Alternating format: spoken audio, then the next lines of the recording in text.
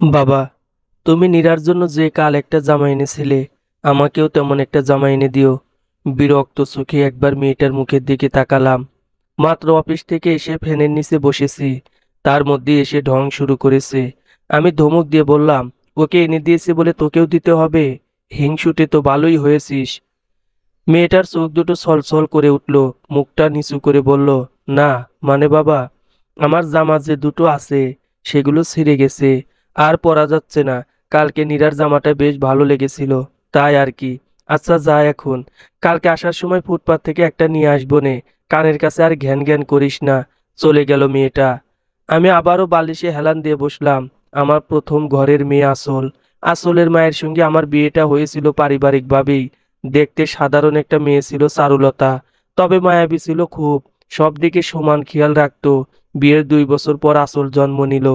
আমার আর চারুলতার খুব আদরের মেয়ে, কিন্তু আসলের কপাল মন্দ। ওর জন্মের 3 বছর পরে হার্ট অ্যাটাকে মারা গেল চারুলতা। আমি হতাশায় নিমজ্জিত হয়ে গেলাম পুরোপুরি। সংসারের কিছুতেই মন ছিল না। গ্রাম থেকে মা এসে পড়লো। আসার পর থেকে আরেকটা বিয়ের জন্য চাপ দিতে লাগলো। প্রথম প্রথম আমি নাকচ করলেও পরবর্তীতে মনে হলো সত্যিই সংসারে একজন নারীর প্রয়োজন। নারী ছাড়া ঘর হয় না। আবার ছোট মেয়েটাকে একা রেখে অফিসেই বা কিভাবে যায়। অতঃপর 6 মাস পর আমি পুনরায় বিয়ে করি। নিশিতা আমার দ্বিতীয় স্ত্রী। বিয়ের প্রথম দিকে নিশিতা আসলকে আদর করলেও আস্তে আস্তে অবহেলা করা শুরু করে। আমি তখন প্রতিবাদ করলেও নিশিতা প্রেগনেন্ট হওয়ার পর আর কিছুই বলিনি। নীরা হওয়ার পর প্রায় ভুলেই গেছি আসল নামের আরেকটা মেয়েও আমার আছে। আমি জানি নিশিতা আসলকে দিয়ে ঘরের সব কাজ করায়, কখনো ভাই একবেলা খাবার দেয় না। আমি এ নিয়ে এখন তেমন কিছু বলি না। বললে নিশিতা খেপে যায়। কি দরকার অযথা ওই মেয়েটার জন্য নিজের বউদের সঙ্গে ঝামেলা করার। খেয়ে দেয়ে ব্যাগ নিয়ে অফিসের পথে যাত্রা করাই আমার দৈনন্দিন রুটিন। অনেক অন্যায় অফিসার চোখের সামনে ঘটতে দেখলেও আমি এড়িয়ে যাই সুন্দর করে। এই যেমন সেদিন আমি টিভি দেখতে ড্রয়িং রুমে বসেছি, এমন সময় হঠাৎ দেখি নীরা একটা কাঁচের প্লেট ভেঙে ফেলেছে। কিন্তু নিশিতা আসতেই নীরা আঁচলের উপর দোষ চাপিয়ে দেয়। নিশিতা আঁচলের চুলের মুঠি ধরে 4-5টা থাপ্পড় দেয়। আমি একবার আগ বাড়িয়ে বললাম, আহা মেরো না, ভুল হতেই পারে। কিন্তু আসল সত্যিটা নিয়ে আর ঘাটলাম না। কথায় কথা বাড়ে। দেখতে দেখতে আসল আর নীরা দুজনেই বিয়ের বয়সী হলো।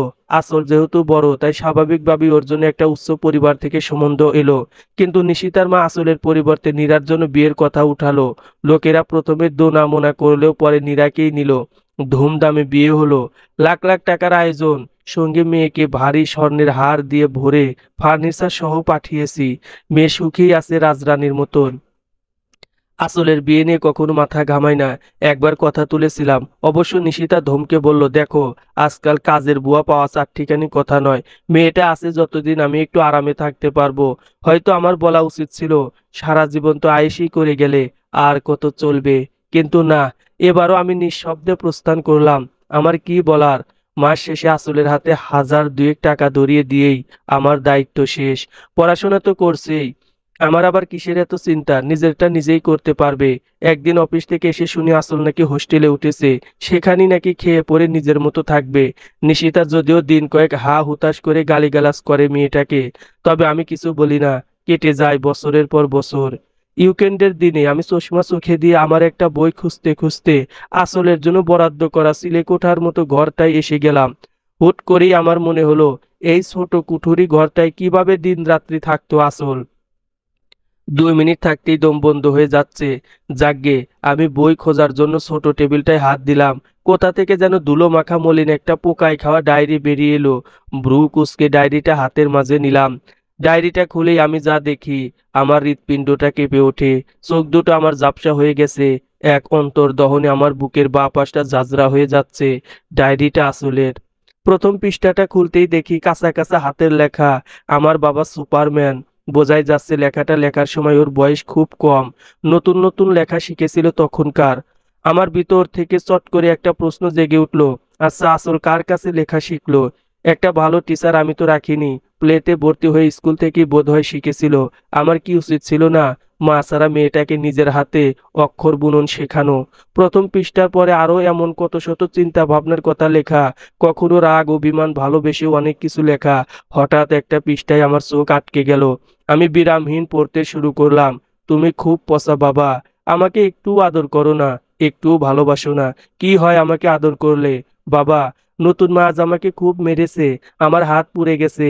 ভাতের পাতিল উঠাতে গিয়ে তাকে তুমি বলে দিও একটু কম করে মারতে। বলবে তুমি? তুমি তো আমার সঙ্গে কথা বলো না বাবা, আমি কিভাবে বলবো তোমাকে? তুমি না ছোটবেলায় আমাকে ম্যাজিক দৈত্যের গল্প শুনিয়েছিলে, আজ ওই দৈত্যটা আমার খুব দরকার বাবা। দৈত্যটাকে বলবো যেন ম্যাজিক করে তোমাকে আগের মতো বানিয়ে দেয়। মা, আজ তোমার কথা খুব মনে পড়ছে। এখন আমি ক্লাস 8-এ পড়ি। আমার জেএসসির রেজাল্ট দিয়েছে, আমি A+ পেয়েছি জানো মা।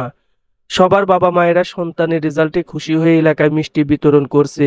আমি বাসায় এসে বাবাকে রেজাল্ট দেখিয়ে আনতে গেছিলাম। নতুন মামাকে খুব মেরেছে। নীরার রেজাল্ট খুব একটা ভালো হয়নি। তারপরও রাতে বাবার কাছে রেজাল্ট দেখাতে যখন গেলাম, তখন বাবা বোধহয় ক্লান্ত ছিল, তাই আমার কথা না শুনে ঘর থেকে বের করে দিয়েছে।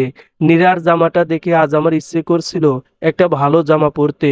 কাল বাবা অফিস থেকে এসে নীরাকে কি সুন্দর একটা জামা দিয়েছে। আমার জামা দুটোই প্রায় ছেঁড়া, আর পরতে পারছি না। ছেঁড়া জামাটা পরে যখন নিচে গেলাম, পাশের বাড়ির এলিনা কেমন করে হাসছিল। আমার খুব লজ্জা লেগেছে। বাবাকে নতুন জামার কথা বলার পর বাবা খুব রাগ হয়েছে। হয়তো মাসের শেষ দিক, তাই টাকা পয়সা হাতে কম। দোষটা আমারই। পড়ার বইটা বোধহয় আর কেনা হবে না, হাতে মাত্র 300 টাকা বাকি। বইয়ের দাম 256 টাকা। মাসের 10 দিন বাকি আছে এখনো। এটা দিয়ে বই কিনলে সকালে না খেয়ে মরতে হবে। ক্যান্টিনের বাসি সিঙ্গারা খেয়ে পেটে অসহ্য রকমের ব্যথা করে, কিন্তু ক্ষুধার তাড়নায় জোর করে খেতে হয়। বাড়িতে তো আমার জন্য খাবারের বড্ড অভাব। এলাকার কয়েকটা মাস্তান ছেলে রোজ ডিস্টার্ব করছে। আজ আমার গায়েও হাত দিয়েছে। চিৎকার করে মানুষ জড়ো করেছিলাম বলে আমাকে হুমকি দিয়েছে, আমাকে কয়েকদিন পরেই মেরে ফেলবে। হয়তো ওরাও টের পেয়েছে। আমার বাবা থাকলেও মাথার উপর বাবার ছায়া নেই। আমাকে বাঁচাও বাবা, বাঁচাও প্লিজ। ওরা আমাকে শেষ করে দেবে বাবা। খুব সাহস করে বাবাকে মাস্তানগুলোর কথা বলেছিলাম। প্রতিবারের মতো এবারও বাবা বিরক্ত হয়ে বলেছে রাস্তা দিয়ে চুপচাপ হেঁটে চলে আসতে।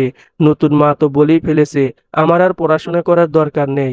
হ্যাঁ, আজ খুব করে একবার বলতে ইচ্ছে করে বাবা, তুমি আমার জন্মদাতা ঠিকই, তবে আদর্শ বাবা হতে পারোনি। জন্ম দিলেই হয়তো বাবা হওয়া যায় না। ভালো থেকো বাবা। দোয়া করি আমার হাহাকারের প্রতিধ্বনিগুলো তোমার কানে কখনো না লাগুক, তোমার বিবেকও না জাগুক, কারণ বিবেকের ধ্বংসনে পুড়ে ছারখার হয়ে যাবে তুমি। বুকে ছুরিকাঘাতের মতো লাগবে। বেঁচে থাকবে শুধু এক মুঠো অনুতাপ। ডায়েরিটা হাতে নিয়ে আমি ধপ করে মাটিতে বসে পড়লাম। সারা জীবন ব্যাংকের হিসাব নিকাশ মিলিয়ে জীবনের খাতাটায় জিরো রয়ে গেছে। আসলেই তো মেয়েটার কোনো দায়িত্বই আমি পালন করিনি। দূর ছাই করে মেয়েটাকে বহু দূরে সরিয়ে রেখেছিলাম। বুকের ভিতরে এক অসহ্য যন্ত্রণা আমাকে ছিঁড়ে খুঁড়ে খেতে লাগলো। বুকে হাত চেপে ডায়েরিটা নিয়ে অজ্ঞান হয়ে গেলাম। সেদিনের পর থেকে বিছানায় শয্যাশায়ী আমি। ডায়েরিটার দিকে যখন তাকাই, তখন মনে হয় কেউ চোখে আঙ্গুল দিয়ে আমাকে আমার অপরাধগুলো দেখিয়ে দিচ্ছে। সত্যি এই বিবেকের দংশন আমাকে শেষ করছে ধীরে ধীরে। কিন্তু আমি যে আমার কত দায়িত্ব অবহেলা করেছি, কত কষ্ট দিয়েছি, এসব আমাকে ভালো থাকতে দেয় না। মৃত্যুর অপেক্ষায় দিন গুনি আমি। প্রতিটা প্রহর কাটে আমার ওই মেয়েটার আর্তচিৎকার অনুভব করে। খুব ইচ্ছে করে একটা বার মেয়েটাকে দেখতে, বুকে জড়িয়ে বলতে ইচ্ছে করে, পরিমা, তোমার বাবা সত্যি আগের মতো হয়ে গেছে। এখন আর সে তোমাকে বকবে না, বিরক্ত হবে না, খুব আদর করবে। পাপিষ্টের দোয়া পূরণ হয় না হয়তো, রাতের পর রাত কাটে, তবু মেয়েটা যে আসে না। কেনই বা আসবে? মেয়েটা যাওয়ার সময় আমি কি একটিবার আটকে ছিলাম? হাই, অনুতাপ হয় আমার। একাকার সমান অনুতাপ। চিৎকার চেঁচামেচির আওয়াজ শুনতে পাচ্ছি। নিশিতা হাজারি করে কাঁদছে। নীরাকে শ্বশুরবাড়ির লোকেরা অত্যাচার করে নাকি রোজ। আহ, পাপের বিনাশ বুঝি এভাবেই হয়। সময় খুব বেশি নেই আমার হাতে। মৃত্যুর স্বাদ আমাকে ভোগ করতে হবে শীঘ্রই। আমি নিভু নিভু চোখে তাকালাম, চমকে উঠলাম। ইস, আসল এসেছে। আমার শেষ ইচ্ছে ছিল মেয়েটাকে একবার দেখার। শুনেছি আসল নাকি এখন ম্যাজিস্ট্রেট হয়েছে। আমার ঘোলা চোখ দুটো বুজে আসছে। চোখ বন্ধ করতেই দেখি, এ কি চারুলতা, কি সুন্দর লাগছে। আমি হাত বাড়িয়ে ছুতে নিলাম। চারুলতা ঘৃণার দৃষ্টিতে বলছে, আমাকে তুমি কথা দিয়েছিলে ওর খেয়াল রাখবে, তুমি রাখোনি, তুমি বেঈমান। আমার নিষ্প্রাণ দেহ থেকে আত্মা বেরিয়ে যাচ্ছে। অনুতাপের দহনে আমি শেষ হচ্ছি। কানের কাছে কে যেন তখন কেঁদে কেঁদে বলছে, বাবা, বাবা, আমাকে আদর করবে না। সমাপ্ত।